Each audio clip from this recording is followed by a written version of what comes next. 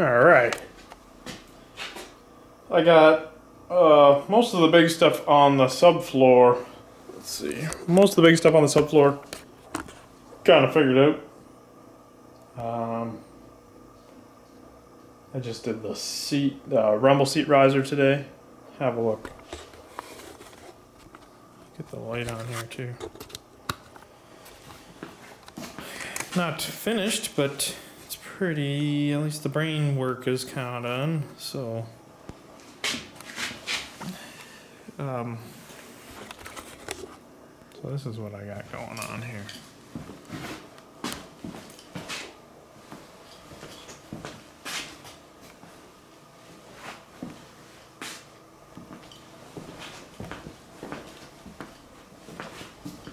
So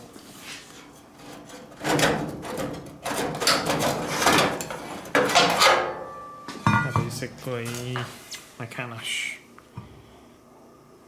trimmed this up a little bit and used my hand seamer to make basically a new flange. I raised it up however much to clear my cross member and the bracket I made. So this looks like. It's just, I don't know what wall. This is a bit bigger than 16th wall. It's like probably 3/32 or something, I don't know. But it's a 1-inch square tube cut in half, basically angle iron, and then this is a 1x2 rectangular tube welded onto it. And then I just welded caps on here. You can see the seam where the square tube's welded on the rectangle tube. And I needed the rectangle tube since it needs to be a little bit longer to reach over a bit further to get under that flange nicely.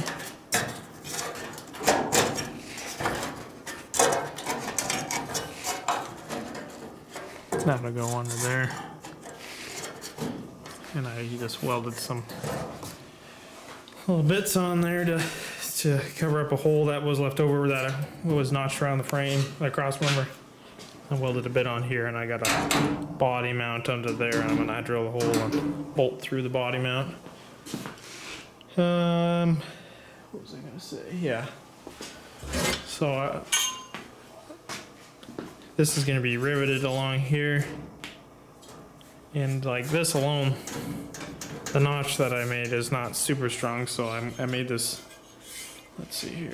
I made a sleeve to reinforce inside of there, just in case you get a lot of weight in the back of the rumble seat carrying stuff for people or whatever. So it's gonna go inside the sub rail, and it'll get riveted up inside there like a sleeve. This is also like 16th or 3/32 wall, or might be 8th wall, I don't know. And then so it'll be a sleeve, then the sub rail, then my little riser for the riser, and then it should be plenty strong. And then there's a body mount.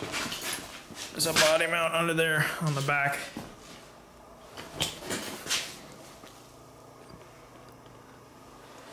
And then it should be plenty strong since there's just going to be a seat spring. People are going to be riding on there, and I don't want anything to break or bend, or I don't want the body getting stressed out, cracking the body or whatever, because I think that does happen sometimes in certain areas if it's a little weak. Yeah, so did that. Yeah, there's on my earlier video I talked about that I had to raise this storage compartment up, and yeah, I just made these splice pieces in here. Yeah, to notch out the storage piece to get the seat riser or whatever. I don't know which one's the seat riser, this or this, but I notched out in here to get this whole thing to sit on the body cross member, the sheet metal cross member. But anyways, that's all I got for today.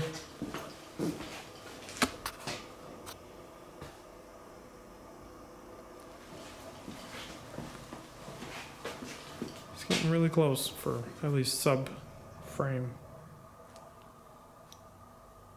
I don't have that piece. I bought it, but it's still on back order. Who knows? It's been months. And then I have the same goes with that curved piece that goes back in here.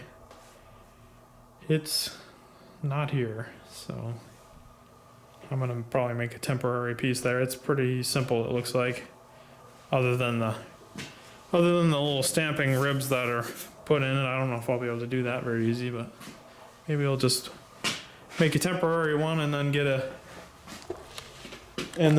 a wait for my actual one and put the actual one in later. But yeah, it's coming really good. Yeah. Anyways, yeah, so